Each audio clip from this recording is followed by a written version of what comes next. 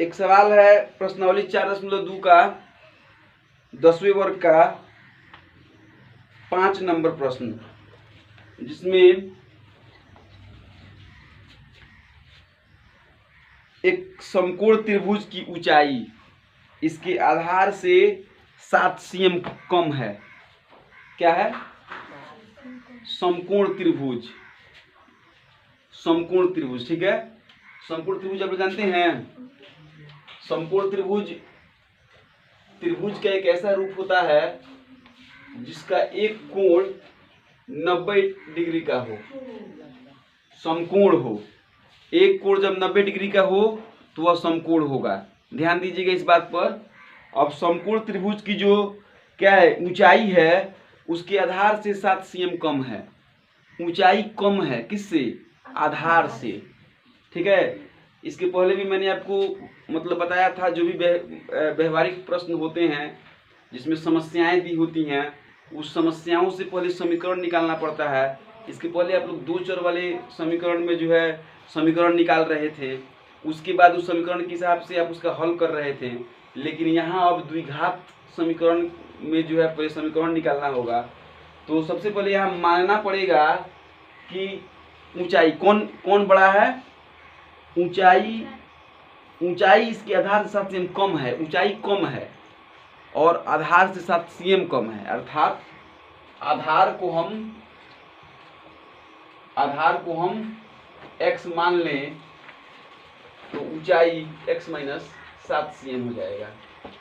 एक बात ध्यान रखिए, ए बी सी, यहाँ ए बी ठीक है ऊंचाई है और यहाँ बी सी आधार है, ठीक है। लेकिन यह परिस्थिति के हिसाब से कभी कभी बी सी लंब हो जाता है और ए बी आधार हो जाता है। इसका परिवर्तन होते रहता है। त्रिकोणमिति में जब आप पढ़िएगा तो आपको पता चलेगा कि कैसे आधार और शीर्षलंब का परिवर्तन होता है। फिलहाल आप नहीं समझिए कि इस प्रश्न के लिए बी सी आधार है और बी सी बराबर हमने x माना है। तो माना कि आधार बराबर x cm और ऊंचाई बराबर x माइनस 7 cm, और सवाल में कर्ण दे रहा है। कर्ण है 13 cm। कर्ण जो है वह है 13 cm। तो समकोण त्रिभुज में पाइथागोरस सूत्र होता है एक, जिसका जिक्र हमने पहले किया होगा। पाइथागोरस सूत्र के आधार पर कर्ण का वर्ग आधार और ऊंचाई के वर्ग के योगफल के बराबर होता है। तो कर्ण आपका 13 है, 13 का स्क्वायर, ठीक है, और आधार x का स्क्वायर और ऊंचाई x माइनस 7 का स्क्वायर। तो इस तरह से यह आपका एक द्विघात समीकरण का रूप प्राप्त होगा, और जब आप इसको हल कीजिएगा तो इसका आंसर आ पाएगा। अब मैं इसको हल करता हूँ। तो 13 का स्क्वायर का मतलब हुआ 13 गुना 13 हुआ ना। तो 13 से 13 में गुना कीजिएगा तो 169 आएगा, ठीक है। आप गुना करके देख लीजिएगा। एक्स स्क्वायर का मतलब हुआ x गुना x अर्थात x स्क्वायर, और यहाँ a माइनस बी का होल स्क्वायर लगेगा। a माइनस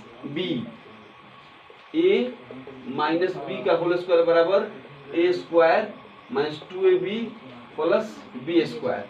तो a square minus 2ab plus B square, या 169 एक्स स्क्वायर और एक्स स्क्वायर हो जाएगा 2x square minus 14x plus 49। अब इधर जाएगा तो 2x square minus 14x plus 49 minus 169, 0 2x square minus 14x, 9 में से 9 घटेगा 0 और 6 में से 4 घटेगा 2, 120 माइनस 120।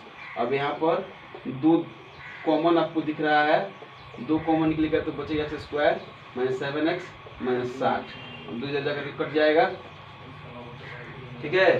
तो 2 जाकर के 0 के साथ गुना करेगा तो वह मतलब 0 ही हो जाएगा। तो अब बचेगा 0, अब बचेगा x स्क्वायर -7x -60 बराबर 0। अब इसको गुणनखंडन तोड़ेंगे, क्या करेंगे, गुणनखंडन तोड़ने आता है ना आप लोगों को, कई बार हमने बताया है। तो 60 अंतिम पहले पद को अंतिम पद से गुणा करेंगे तो 60, और 60 को तोड़ेंगे तो 60 को ऐसे तोड़ेंगे 2 30 2 15, ध्यान से देखिए 5 3, और यहाँ से अब 7 लाएंगे। इसके पहले भी कई बार जिक्र हुआ था और हमने कहा भी था आपसे कि क्योंकि मतलब गुणनखंडन आपको सीखना बहुत जरूरी है। तो 2 2 5 3, एक काम किया जाए, थोड़ा देखा जाए कौन कौन बना ले रहा है, उसके बाद मैं फिर से बनाता हूँ। फैक्टर तोड़ने के लिए मैंने आपको सबसे पहला रूल बताया था कि पहले पद को अंतिम पद से गुना कीजिए। तो पहला पद यहाँ पे x² है, इसका गुणांक 1 है, तो 1 से आप 60 में गुना कीजिएगा तो आपको -60 प्राप्त होगा। अब -60 का जो है गुणनखंडन तोड़िए, तो 2 2 5 और 3 आया, ठीक है। अब यहाँ बीच वाले पद को इस तरीके से तोड़ना है कि जोड़ने के बाद या घटाने के बाद फिर से बीच वाला पद प्राप्त हो, और गुना करने के बाद ये जो 60 है उतना प्राप्त हो। तो अब यहाँ 2 दूनी 4, अब 5 तिहाई 15, 15 में से 4 घटेगा तो 11 प्राप्त होगा, या 15 4 19 प्राप्त होगा, जबकि हमको 7 लाना है। अब 2 दूनी 4, 4 5 20, मतलब सोचेंगे दिमाग में ऐसा, ये जो यहाँ पे जो स्थिति उत्पन्न हो रही है मैं उसे समझाने का प्रयास कर रहा हूँ। यहाँ पे 2 दूनी 4 5 20, 20 में से 3 घटा रहे हो तो 17 प्राप्त हो रहा है, या 20 में 3 जोड़ रहे हो तो 23 प्राप्त हो रहा है, जो कि हमको कितना लाना है 7। हमने कहा था कि तोड़ेंगे इस तरीके से कि जोड़ने या घटाने के बाद फिर से बीच वाला पद प्राप्त हो सके। तो अब 2 दूनी 4, 4 तिहाई 12, 12 में से 5 घटेगा तो 7 प्राप्त होगा, अर्थात 12 में से 5 घटाना होगा। अब देखिए x², ठीक है, 12 में से 5 आपको घटाना है, तो आप +12x -5x -60 नहीं लिख सकते हैं, क्योंकि 12 में से 5 आप घटाइएगा तो 7 तो आएगा लेकिन प्लस में आएगा, जबकि यहाँ माइनस में दिया गया है। अगर आप ऐसे में लिखते हैं तब भी गलत है, आपको माइनस प्लस का भी के चिन्ह का भी क्या करना पड़ेगा कि ध्यान रखना पड़ेगा, और माइनस प्लस की स्थिति के हिसाब से यहाँ माइनस होगा, ठीक है, और यहाँ प्लस होगा। अब ये आगे दे देंगे। अब यह 3 पद का था, अब यह 4 पद में बट गया, यहाँ से यहाँ 1 पद हो गया और यहाँ से यहाँ 1 पद, मतलब द्विपद हो गया। अब इसमें से कॉमन लेंगे, इसमें x² है और इसमें x है, दोनों में x मिल रहा है, तो x का क्या करेंगे, बाहर निकाल देंगे। अब x -12 बच जाएगा, और यहाँ से +5 कॉमन लेंगे तो x -12 बच जाएगा। अब x -12 इंटू x + 5, और गुणनखंडन आपका सही है कि गलत है, इसके जांच करने के लिए यह दोनों मान यदि बराबर आता है तो इसका मतलब है कि आपका क्या है कि मतलब फैक्टर सही है, आपने गुणनखंडन को सही तोड़ा है।